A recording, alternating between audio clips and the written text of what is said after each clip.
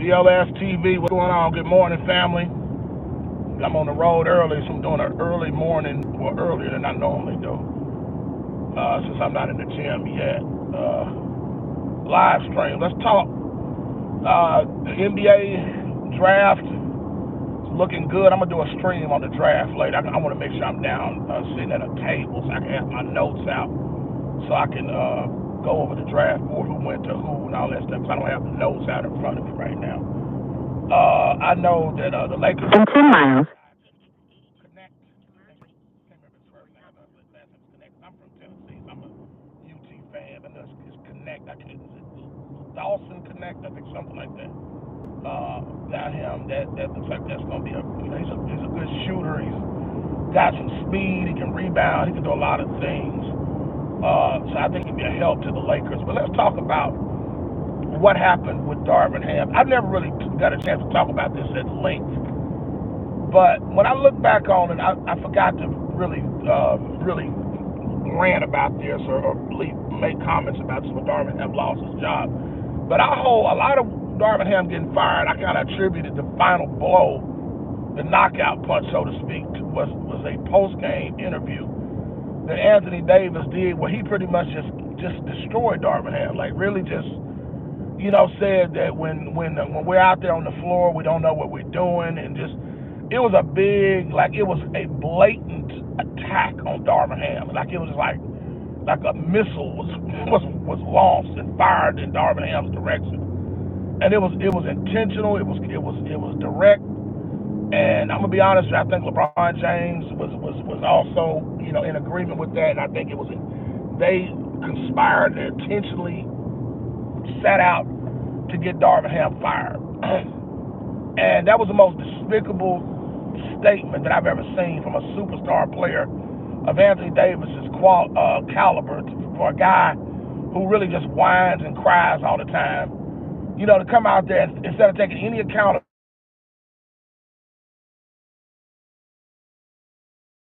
and throwing his coach under the bus. You know what I'm saying? It was clear what Anthony Davis was doing. It was intentional. It was wrong. And Darvin Ham was visibly upset when they asked him about it. He said, "We'll just agree to disagree." Like he didn't like it. He was upset because you could hear the tone in his voice. Because I think Darvin Ham seen the handwriting on the wall. I think he knew that it's just once a player gets at a press conference and does that and just throws his coach under the bus to that degree, like that, it really is just hard to come back from that, especially when Anthony Davis is a max contract guy. It's sad, man. Anthony Davis and LeBron James did nothing but undermine the man's authority. They disrespected him. LeBron James walking out of the huddle, turning his back on the coach. All this stuff, man. But I'm going to tell you, all that's going to come home, man. The chickens are coming home to roost this year. Because the Lakers are going to get what they deserve for what they did to Darvin Ham. Now you got a coach who's now being accused of being a racist now, And I heard that thing he said about Asian people. That was blatant. I don't care what anybody. He can deny it all he wants to, but when you say that, you can't say the C word. And it was clear that he said it. Like, you can't. That's not a tongue twist. Now, the new things, the allegation with the Hispanic lady and the black lady, while I do believe it, but it is still alleged. So there's no concrete proof that he said it, It's like his word against their word. But I wonder why he ain't taking legal action, though, I'm just saying. But, now it's just funny to see where this thing is going. Now, Darvin Ham has a secure job, and the Milwaukee Bucks could come out of the East. You know what I'm saying? It's a possibility if they make the right trades, the right drafts. I think they're like one or two pieces away. They're still not quite ready yet. They're not quite there. But I believe that they can do what needs to be done to get that done.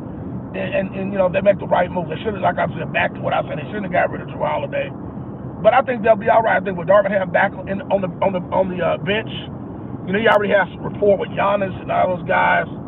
Having him back, Darvin Ham with the leadership and all of that. I think the Milwaukee Bucks are going to be good this year. And I think Darvin Ham's going to get the last laugh. Because I told you the Lakers ain't going to make the playoffs this year. I see the Lakers winning between 28 and 32 games this season. JJ Redick is going to be an absolute failure. And then you're going to be stuck with 3 more seasons. I think AD is going to be injury prone this year. I think he's not going to be as healthy as he was last year. I think if LeBron James comes back and don't go run trying to form a super team, he's going to be doing the same thing he always does, coming up short, not closing games, faking injuries, not playing defense, all that stuff. And at the end of the day, JJ Redick is going to get blamed, and he's going to be looking stupid because you snaked him, man. You did all that. JJ Redick was taking little pot shots at Darvin Ham's coaching too. All the little things that him and LeBron did, little underhanded games that they was playing on that dumb podcast and all that little stuff they was doing. It's gonna come back to get them. They're gonna get it this year. And Anthony Davis, you're gonna be wishing you had Darvin Ham back after what you did. So, those are my thoughts on that, man. It's just these guys, man. Anthony Davis, man, just that he pretty much his mouth. That one interview really pretty much was the nail in the coffin for Darvin Ham.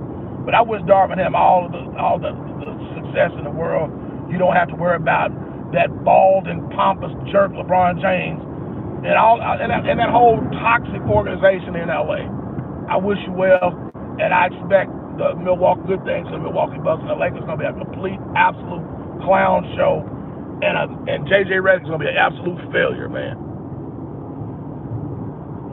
New season, 12-3, first 5 games considered returning back. Man, the Lakers ain't gonna start no season off no 12-5, 12-3. Lakers gonna start. I told y'all Lakers gonna start off 1-8. Told y'all 1-8, and they gonna win between 28 and 32 games this year. All right, y'all. Brandon Love Sports TV. It's your boy. Shout out to the LDPC Lions Den basketball community. It's your boy. I'm out. Peace.